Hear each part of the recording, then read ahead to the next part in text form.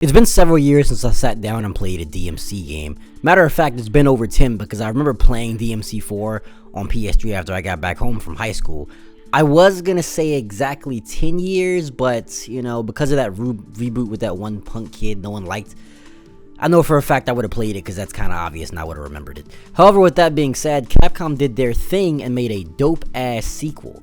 It's always a little worrying when it comes to developers putting these huge gaps in between sequels, as you can clearly see what happened to Kingdom Hearts 3. It wasn't a bad game at all, but it was kind of lacking something for me. And to this day, I have no idea what it is, but there's probably a few different reasons, and let's be honest, one of the reasons was probably because there was no Final Fantasy characters in it, but it is what it is. 3 did not hit as hard as 2, and that's kind of just a fact. Devil May Cry 5 was a perfect sequel for a franchise that was supposed to end back in 2008. They did a perfect hack and slash in the market that's actually pretty good for hack and slashes, realistically, I'm not gonna lie. Nah, they set this one up for success too much. Yeah. Roll them credits.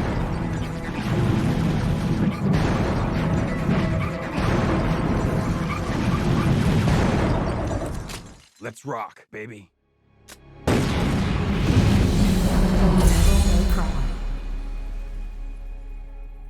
Devil May Cry 5 was seemingly one of the most successful sequels of all time, and it was 100% set up for that success. There were a few different reasons as to why it was praised with such high regard, from gameplay elements to keeping things the way the fan base would have liked.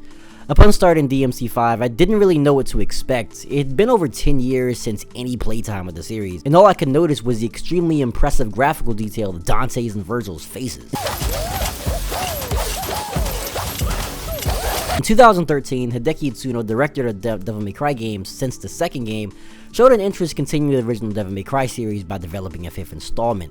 Moving on with the series had greatly depended on the sales and reception of DMC4 and a 2013 DMC reboot, regardless of the cons. The pros ending up outweighing in these games, making the development possible.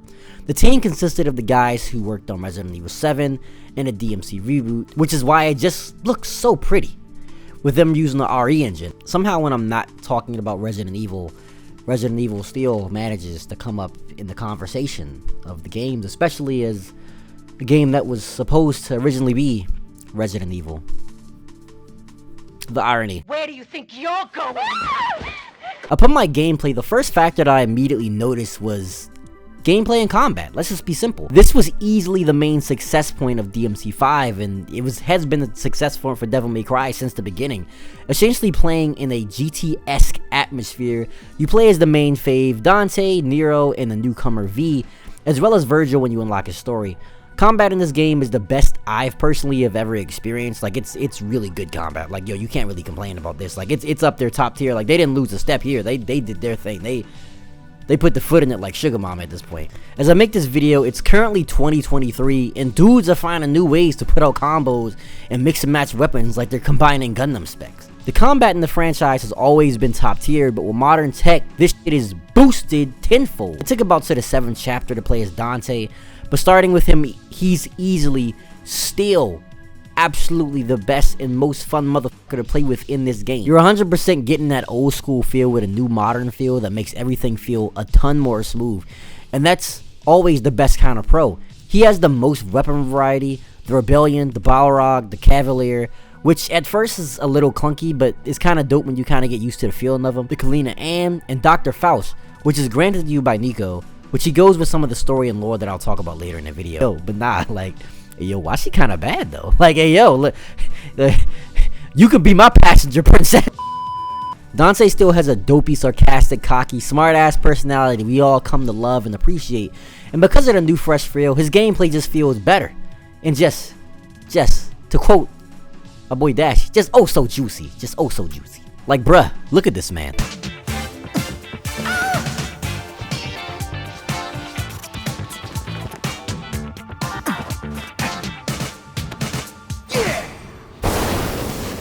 It's also a warm, tingling sensation when Trish and Lady are back in the picture, and these three together don't even really seem like co-workers anymore.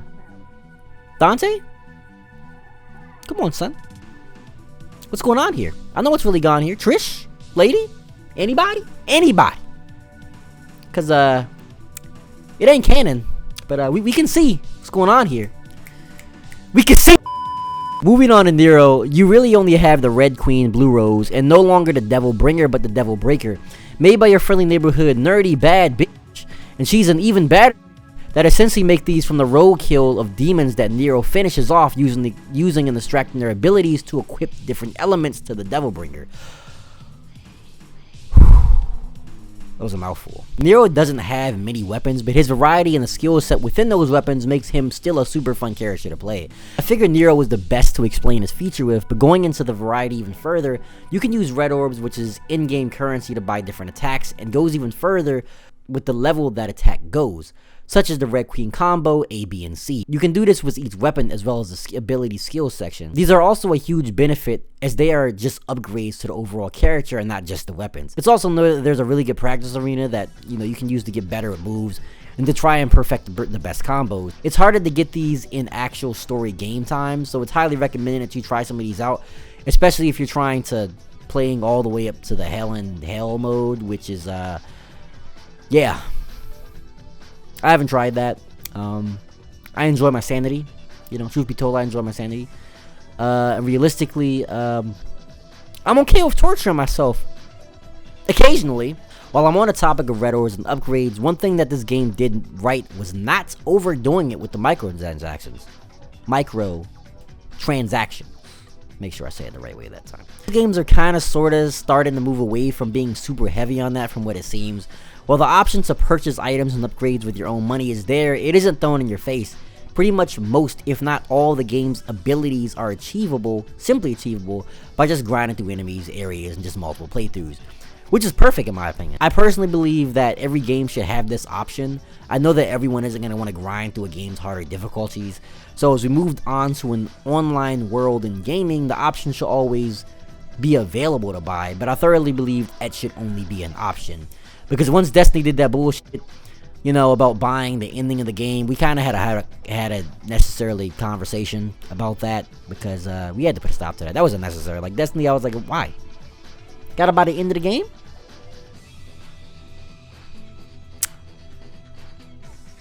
What kind of operation y'all running here? Last on the roster there was V, who was the new character introduced in the series. I'm gonna talk about the main issue with him later. That's technically not even his fault. However, as far as the combat, V is getting a 6 out of 10. Too harsh? Too low? I don't know. You decide. V is fun at times, but I personally feel like you have to like a very specific style to kind of enjoy his play style. He fights from behind as he controls the nightmares, Griffin, Phantom, and Nightmare, and is the only one that can finish off enemies. Without a doubt, this can be a fun gimmick when you kind of teleport across the map for the final blow, and it does look super dope at times. Griffin is essentially your Ebony and Ivory, while Phantom acts as your Rebellion or Yamato. Phantom is by far has the coolest moves during V's gameplay, and some of the most visually satisfying moves at that. You can clearly use all three at the same time, which takes a massive damage toll for enemies. For the most part, I kind of seem like I'm lying about giving him a 6 out of 10 because I'm just kind of hyping him up. But between Dante and Nero, I feel like he's the most lackluster, let's be honest. Aside from him looking like they took Kylo Ren's face as the main reference, I feel like his abilities and moves don't flow as nicely, and I honestly just think it's because he just doesn't move as fast as clean as the other two. Which makes sense as far as the story because he's literally a dying soul. The modernization of Devil May Cry 5... Devil May Cry 5. I am struggling with that so much. Devil May Cry 5. The modernization of Devil May Cry... Damn! The modernization of Devil May Cry 5 put it in a 10 out of 10 list with some of the great hack and slashes of the modern era. Ghost of Tsushima, Sekiro, Elden Ring are a few examples, and Capcom showed that they still got it where some can't hit like they used to. Now, as I stated earlier, I hadn't picked up a DMC game in over 10 years. What has happened in the story? Who are these new characters? Who is V? Why is it significant? Where is Verge? This is where I do feel like DMC 5 didn't do too well. The lore runs deep and more than one would think. Along with 5 main installments, there are also a few mangas and other animated series. Not to be confused with a recently announced Netflix series that has some good plot points. While these aren't really necessary, they do explain some extra details of the story. Like, for example, in one of the mangas, Nico's childhood gets more detailed, but her new appearance in the game, it's not really explained. And to be honest, it's been so long, I had completely forgotten who Agnes was, who's her daddy, apparently. And if you don't know, if you're new to the series, Agnes was the main scientist guy in the Order of the Sword, who was responsible for the Savior back in DMC4. For people that's never played DMC before, they would only be playing this game essentially for the game's combat and action, because if you have no recollection, it's pretty much unclear who a lot of these people even are. And don't even get me started with Virgil, because last time anyone saw him, he was getting the Hellraiser treatment from Mundus after he got ran up on, and that was, I don't know, 2005? So that's like, look, it was a lot of years. When I first started playing, I'm thinking, why is this hentai lead the main villain? Like, oh shit, that's full demon essence Virgil. I guess I'd refill surprises, didn't see that coming. Don't get it twisted. I still think the story adds up well and connects very well. But however, it can leave you or new players getting hit with some strong version of a confused ray at the end of the day. I also feel that when you get up to speed with what's going on, it kind of ends relatively quickly, but that's just my opinion personally. I did really love the final battles with Virgil and Urizen, and I feel like there were some of the best sequences in the entire series, especially with the nice treat of seeing Nero and Virgil converse. It's so heartwarming. It's so heartwarming. Go hug your absent deadbeat pops, man. Just go hug them. Just go hug them, please. Give them some love. I mean, you don't gotta give them love. I mean, I end of the day, I can kind of guess it is what it is. Hey, man, at least you know he got hands. At least you know Virgil got hands, and he got some hands, man.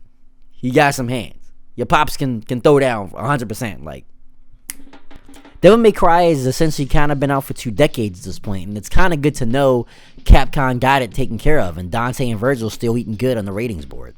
5 was essentially and purposely the most cinematic of the series, and who knows what we'll be moving on to. As it ends with Dante and Virgil working together and putting their beefs apart, it seems like it's going in a different direction with a new cast and retiring the old classic faces. With a flawless action-packed wave, and with 5 also keeping the series consistent with what returning players loved and new players can easily adapt to, it's nothing but good things looking forward. Unfortunately, this may be the last time we see V unless something crazy happens like that again. But he was a good character and to experience, and it was really dope seeing the full humanity Virgil.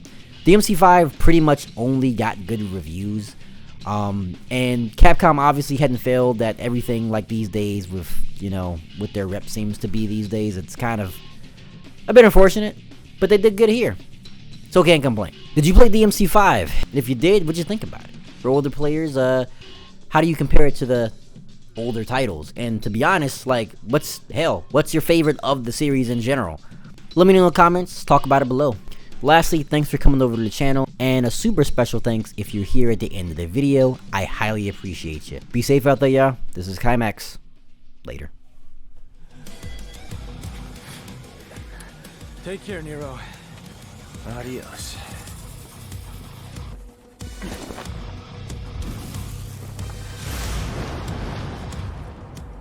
I won't lose next time. Hold on to that until then.